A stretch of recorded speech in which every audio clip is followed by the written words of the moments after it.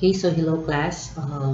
We're still on accounting for business combination. Okay, so in the previous video, we have discussed partially owned corporation or diba. But we've in the previous video we've used full method or fair value method in measuring your controlling interest and non-controlling interest and the goodwill. So this time we're still using the same illustration, but we'll have partial goodwill or proportionate basis, no, as measuring as method of measuring your non-controlling interest and your goodwill. Okay, so we have here on January 1, 2014, Perfect Company acquires 80% of the common stock of Sun Company for 310,000. So at that time, the fair value of the 20% non-controlling interest is estimated to be 77,500. Okay, so since we're using partial goodwill, so we'll no longer use the fair value of our non-controlling interest. Kasi under partial goodwill or proportionate basis, your non-controlling interest is measured at its non-controlling interest, the proportionate share in the fair value of the net assets of the subsidiary. Okay. So on that, the following assets and liabilities of Sun Company had book values that were different from the respective market value. So we have here, we have land. This is actually undervalued by 5,000. Inventory, undervalued by 5,000. Land is undervalued by 6,000. Yung equipment natin, we have undervalued by 80,000. And then the building is overvalued by 20,000. And then the bonds is overvalued by 4,000. Okay, so all other assets and liabilities had book values approximately equal to their respective fair values. So on January 1, 2014, the equipment had and building had a remaining life of 80 years and 4 years respectively. So inventory is sold in 2014 and FIFO inventory costing is used. So goodwill, if any, is reduced by a 3125 impairment loss during 2014 based on the fair value basis or full goodwill. So meaning the management has determined that the goodwill arising in the acquisition of Sun Company relates proportionately to the controlling and non-controlling interest as does the impairment. Okay, so since we're using full goodwill, we're using partial goodwill. So since in partial goodwill, walang shares in non-controlling interest sa goodwill. Also, pag mag-impair si goodwill, so dapat wala ting share to non-controlling for the impairment. Okay? But the 3,125 impairment loss is actually on a full basis. Mean to say, may share dyan si non-controlling interest. So, later on, i-split natin yan, di ba? To allocate the 3,125, how much share ni controlling, at saka share ni non-controlling. Okay? We'll compute muna our goodwill. So we have here our book value for our net assets, 300,000. Okay, and then the net undervaluation of our net assets, we have 75,000. We have fair value of net assets of 375,000. So the consideration transferred na 310,000 plus your non-controlling interest, which is actually proportionate share in the fair value of our net assets. Okay, so we have 375,000 times 20%. We have 385,000 in total. Less fair value of our net assets, we have 375,000. So we have a goodwill of 10,000.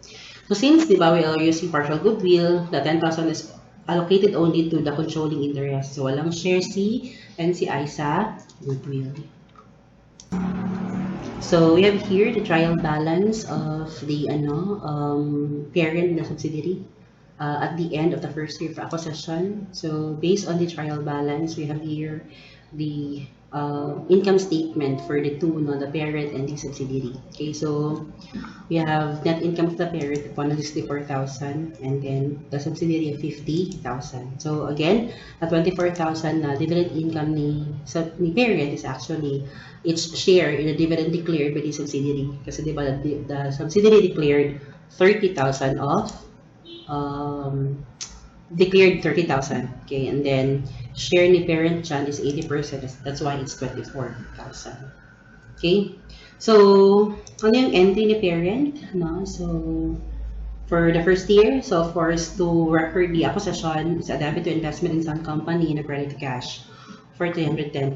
And then to record the dividend, so you have here a debit to cash and a credit to dividend income for 24,000. That's actually 30,000 times 80%. And so yan yung entry under cost model in the books of the parent. Okay? So what are the eliminating entries? Okay? So eliminating entries natin. So basically, we have same entry lang din naman, di ba, with the full, no? So normally mag-vary lang tayo with the recognition of the non-controlling interest and the goodwill. Kasi since walang share si non-controlling interest si goodwill.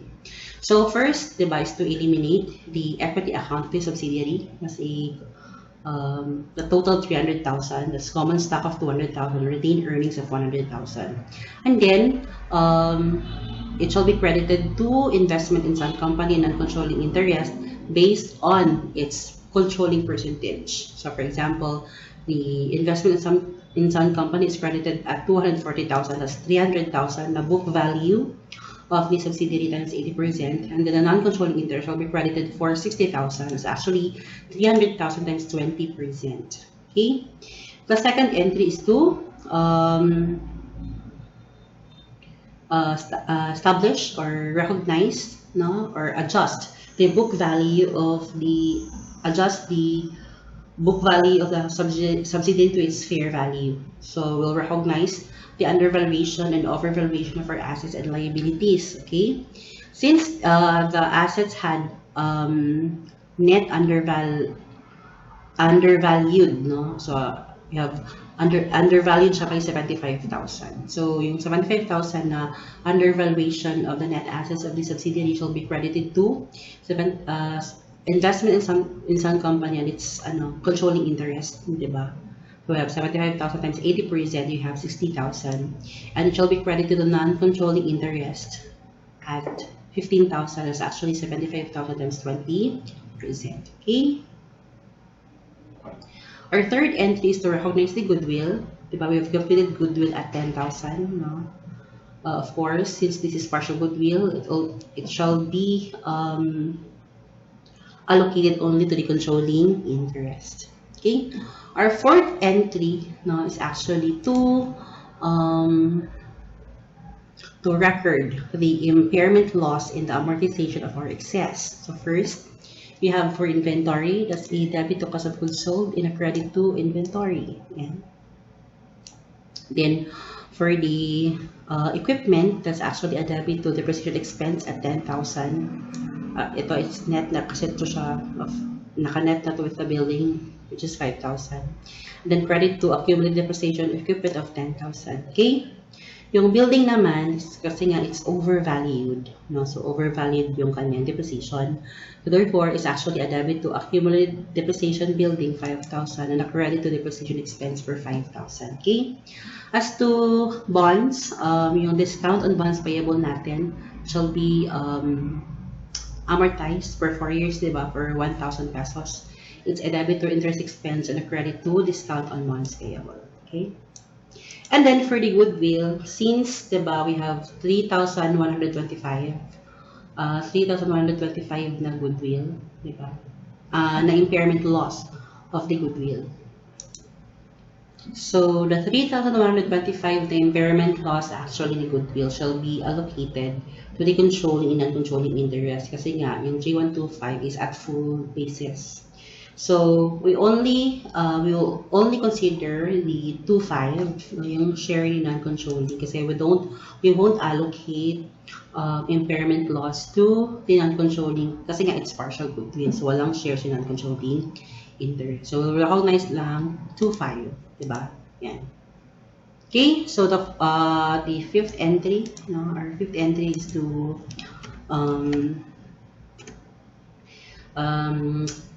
eliminate the dividends paid and dividends dividend income of Perfect and dividends paid of Sun, yung subsidiary, and to establish the share of non-controlling interest in the dividend declared ni subsidiary. Yan. So, it's actually yung dividends paid ni subsidiary, di ba? That's the 30,000. Then, 80% yung share ni parent. And then, 20% yung share ni non-controlling interest. Yan siya. Okay. Then, our last entry is to record the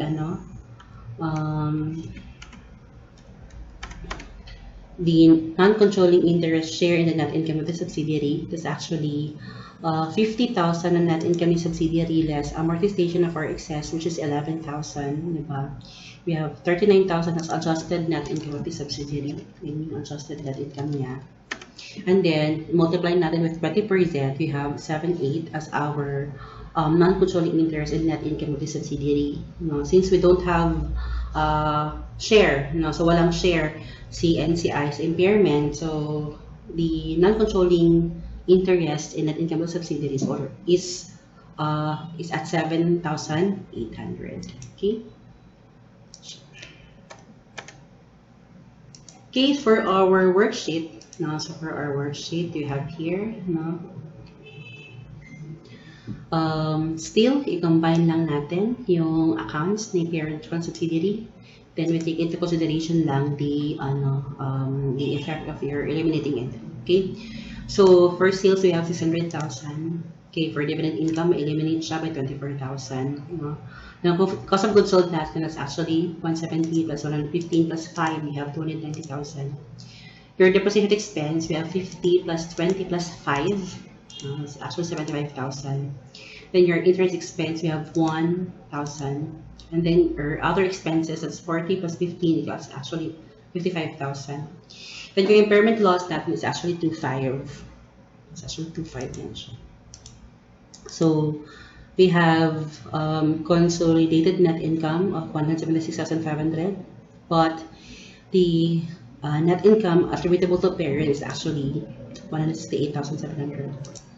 Okay, it should be noted that whether we use full or partial goodwill, the net income attributable to parent is actually the same. No? So if you go back to the illustration on full goodwill, we have net income attributable to parent of 168,700. No? Since kay parent lang naman, we've recognized 2.5 impairment loss, whether full or partial. Nag-defer lang tayo with the non-controlling interest, diba? Kasi sa full goodwill, we've considered the share of the non-controlling interest in the impairment of the goodwill. No? So, nun lang tayo nag-defer. So, mag-defer tayo with the consolidated net income, pero as to net income attributable to parent, actually same. Same whether full or partial goodwill. Okay? As to statement of the retained earnings, okay, we've eliminated the retained earnings of the subsidiary. So, forward lang is yung parent. Then we have the net income attributable to parent less dividends paid ni parent. You have retained earnings and the 408,700. So again, whether full or partial, yung consolidated retained earnings natin is actually the same. So nag-vary lang tayo with the non-controlling interest. Okay. So as the balance sheet account, okay, we have here. So for the cash, that's 194 plus 75, that's 269,000. For AR, we have 75,000 plus 50,000, that's actually 125,000. Then for inventory, we have 100,000 plus 75,000. Then plus and minus the amortization of the excess, we still have 175,000. For land, we have 175,000 plus 40 plus 6,000, that's actually 221,000. For equipment, we have 200 plus 150, we have 350,000. For discount on bonds payable, for building pala, we have 600,000 plus 450 less 180, you have 870,000. For your discount, we have 4,000, but we've amortized already 1,000. We have 3,000 na lang. For goodwill, in partial goodwill, we have 10,000. And share ni controlling interests, sa goodwill, we have actually 2,500. No? So, the goodwill na lang 7,500. And then, yung investment in sound company natin should be eliminated, diba? So, na-eliminate na siya in our working paper eliminating entries. That's actually okay. As to the credit side, we have accumulated depreciation equipment of 112,500 plus 80, less 80 plus 10, we have 122,500. Yung accumulated depreciation buildings natin, we have 337,500 plus 240,000 less 160 less 5. We have 412,500. For accounts payable, no, we have 200,000. And for bonds payable, we have 300,000. For common stock, ang kay parent lang naman kasi ma-eliminate din yung kay subsidiary. And for the retained earnings, yun, for 408,700 actually in there. And then our non-controlling interest, no, we've recognized 60,000, yung first entry natin. Ito yung share niya sa book value. And then, ito yung share niya sa undervaluation of the assets. Then, ito yung 7.8 is actually the share ni non-controlling interest and net income. And the 6,000 is actually share ni subsidiary sa dividends. So, you have 76,800 as the ending balance of your non-controlling interest. So we have 2,020,500 as our balance sa ating balance sheet in the consolidated column for the credit and the debit side. Okay, so another way of computing for the consolidated net income and the net income attributable to parent. We have here the net income of the subsidiary plus net income of the parent plus net income of the subsidiary. That's 214,000. Deduct lang natin yung ating dividend income, di ba? To get the to determine the net income from own operations of 140 and 50,000. You have 190,000. Okay? Then we'll add or deduct yung amortization for excess. For inventory, since undervalued yung cost of goods sold or understated yung cost of goods sold, it would overstate your net income. So, deduct natin 5,000. Yung equipment, understated yung depreciation by 10,000. So, therefore, overstated yung net income. Yung building is overstated yung depreciation, kaya understated yung net income. Yung bonds payable naman, its effect sa amortization niya would decrease the net income. Okay? So, as to impairment loss, we have 2.5 lang. It's actually share ni parent. So, walang share siya ng controlling interest dyan. Okay? Okay, so, we have here the adjusted net income of the parent plus adjusted net income of the subsidiary. And we have 176,500 as your consolidated net income. Okay? Less net income attributable to parent, less non-controlling interest in net income of the subsidiary. That's actually 7.8. That's 39,000 times 20%. So you have 168,700 as net income attributable to your parent. Okay. As the computation of the retained earnings is actually retained earnings beginning parent plus net income attributable to parent less dividends declared to parent. We have 408,700. Again, whether full or partial, our RE is actually the same. No? Nag-defer lang tayo sa goodwill and non-controlling interest. Okay? As the computation of your non-controlling interest, you have NCI beginning, that's 75,000 plus NCI share, the net income of the subsidiary, the 7.8, and then less NCI share in the dividend declared by the subsidiary, that's actually 6,000. So you have NCI end of 76,800. Okay. Okay, so you have here your income statement for 2014. So again, these balances were taken from your worksheet, diba? So from your worksheet, you have here 176,500 as your consolidated net income. And then yung 7.8 attributable siya to the non-controlling interest. And then the 168,700 yung share ni controlling interest. So as to your balance sheet, okay, again, these balances were taken from the consolidated column in your worksheet. So again, mag-defer lang naman yung full at saka partial sa amount of goodwill. Yan siya, amount of goodwill. tsaka amount ng non-controlling interest. So, the total assets and total liabilities are equal, no? Liabilities and structural equity is equal at 1,482,500. Okay. So we have here data for 2015, the second year after acquisition. So we have here net income of the parent, that's actually 122,000, and the net income of the subsidiary, that's actually 75,000. So the parent declared dividends of 60,000, and the subsidiary declared dividends of 40,000. So since we are using cost model, so my share, si ano, di ba, yung entry ni parent is to record the share of the dividends in the subsidiary, diba? It's actually 40,000 times 80%, which is a debit to cash and a credit to dividend income for 32,000. Okay, so we have here our eliminating entry, no, for the second year. So basically our entry for full and partial, so just saying then, the first entry device to record the increased share ni parent sa increase in retained earnings ng subsidiary. So, diba, the increase of the retained earnings is actually 20,000 times 80% is actually 16,000. So, it's a debit to investment and son company na credit to retained earnings. Perfect. So, the second entry is to eliminate the equity account, no, of the subsidiary. It's actually common stock of 200,000 and retained earnings of 120,000. Okay. And then it shall be credited to investment in some company at its share, diba? So, kasi the book value, the total is 320,000 times 80% is actually 256,000. And then yung share ni non-controlling interest is actually 320,000 times 20%, we have 64,000. Okay.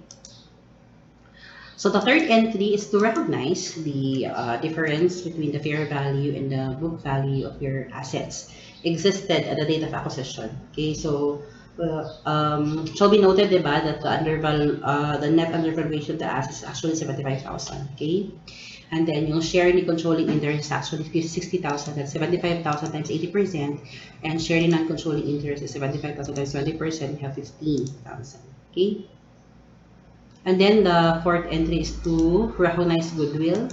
Okay, that's 10,000.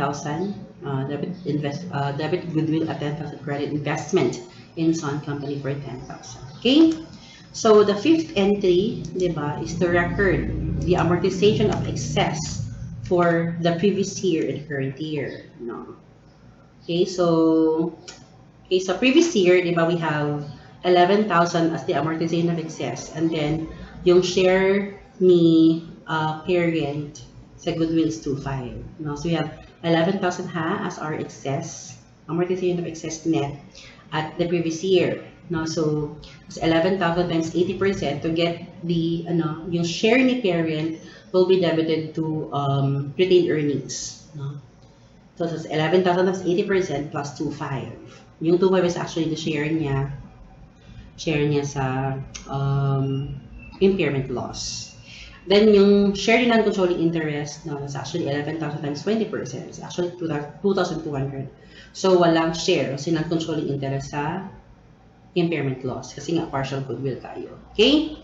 Again, to record the for the inventory, we have kasi included na siya dito sa 11,000, di ba?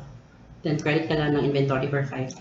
As to equipment, we have depreciation expense dito, di ba, at 10,000, naka-net na ito with the building, and credit accumulated depreciation for 20,000. So 20 kasi nga previous year and current year, 10,000 per year. Okay? As to building, since overvalued ito, it will be debited to accumulated depreciation buildings at 10,000.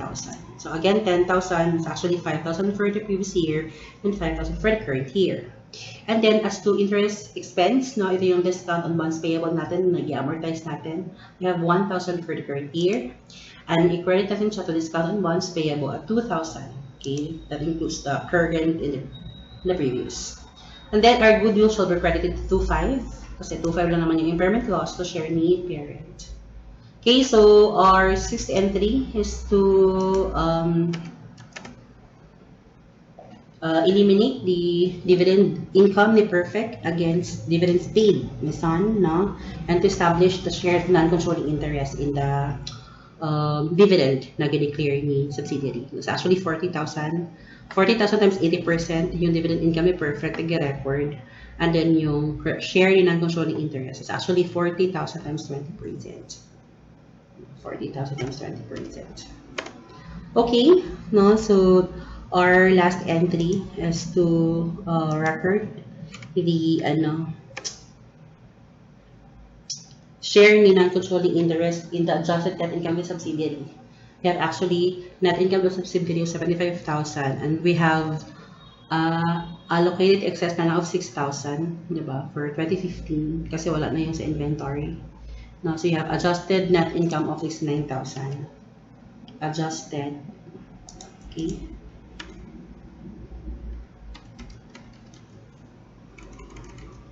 Siya. So, yung share ng non-controlling interest is 13,800. Okay? So, as the worksheet, so same pa din, di ba? You're combining the two accounts, two records, the records of the parent and the records of the subsidiary. So, you have sales of 750,000, eliminate natin itong dividends income, okay? And then, yung cost of goods sold natin is actually at 340,000, okay? Yung depreciation expense is actually 75,000. It's 50 plus 20 plus 5. Yung depreciation, we have 1,000. Or your interest expense, actually 1,000. Yung other expenses, we have 105,000. No? So, the consolidated net income is actually 229,000. Less yung share ni non-controlling interest sa net income subsidiary of 13,800. You have net income attributable to parent of 215,200. Okay? As to state the retained earnings, no, so we have retained earnings ni parent na 44,000. So yung effect ng entry natin is actually to prepare the beginning balance of retained earnings, no, na based on the consolidated retained earnings balance at the year end in the previous period. Okay, so you have 408,700. No, you have 404,000 plus 16,000 is actually the retroactive adjustment. And then less 11,300 is actually share ni parent sa amortization of excess last year plus the impairment loss. So you have 408,700. If you can recall, it's actually the beginning balance of our retained earnings in 2014. Okay? Yung retained earnings ni Son is actually eliminate din siya. We have net income attributable to parent of 205,200. We have total of 623,900 less the dividends paid ni parent, which is 60,000. So we have 563,900 as our consolidated retained earnings for 2015. Okay, that's the second year. Okay, and then for the balance sheet accounts, no, so we have here for cash we have 360,000. It's 221 plus 85,000. Then accounts receivable we have 230,000. That's actually 150 plus 80,000. Okay, for inventory we have 180 plus 90,000 plus and minus the amortization of excess. You have 270,000. You have land 175,000 plus 40,000 plus 6,000 is actually 221,000. Okay. For equipment, we have 200,000 plus 150,000. We have 350,000. Okay. As to building, we have 600,000 plus 450 less 180,000. We have 870,000. For discount on bonds payable, we have 4,000 less 2,000 na amortization for 2 years. It's actually 2,000 yung balance. For goodwill, we have 10,000 less 2,500. That's actually 7,500. And then yung investment in Sun Company will be eliminated in the consolidated financial statement. Okay? As to equity, credit accounts, so yung liability and then equity accounts natin. Okay? So you have accumulated depreciation equipment for 125,000 plus 85,000 less 80 plus 20,000. You have 150,000. Okay? For your accumulated depreciation buildings, we have 375,000 plus 255,000 less 160 less 10,000. You have 460,000. Okay. As to your accounts payable, okay, you have 200,000. Then your bonds payable is actually 300,000.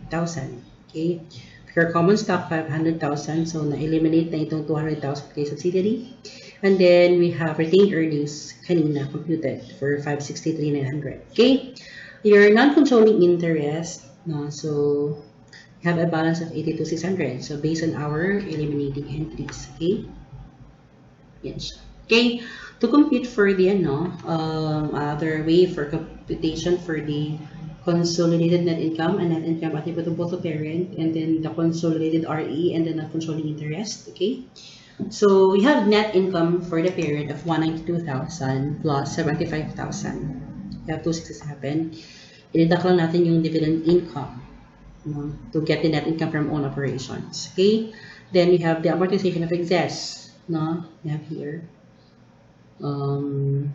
For the equipment, it's 10,000. For the building, it's 5,000. And for bonds payable, we have 1,000.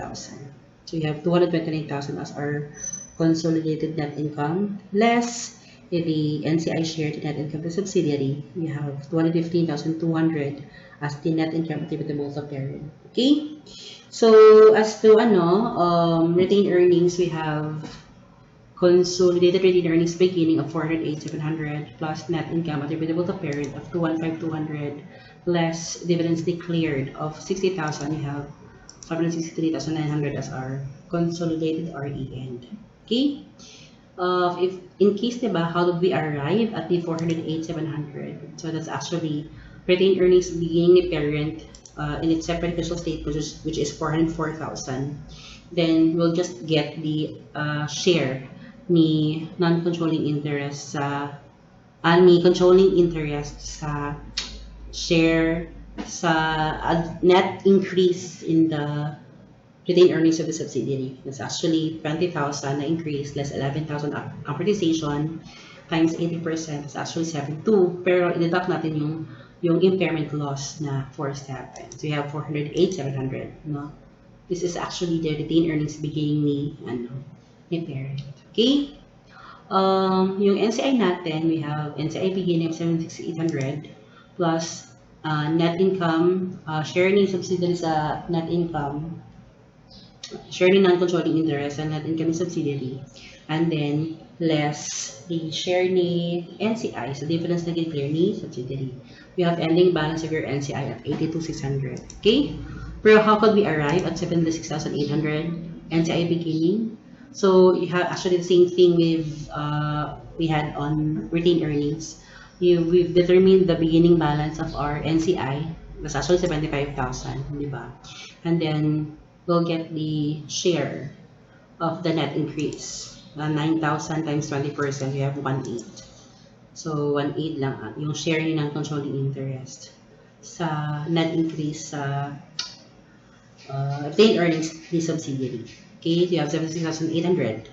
76,800 as a beginning balance of your non-controlling interest. Other way of computing for the beginning balance. Okay, as for your income statement, okay, you just simply refer to your worksheet. Okay, diba? You have 229 as your income, and then non-controlling interest in net income is 3,800 and controlling is 215,200. And also for your balance sheet, okay, again, mag-defer lang tayo with full partial with the value of the goodwill and value of your non-controlling interest. Okay, so thank you for listening. So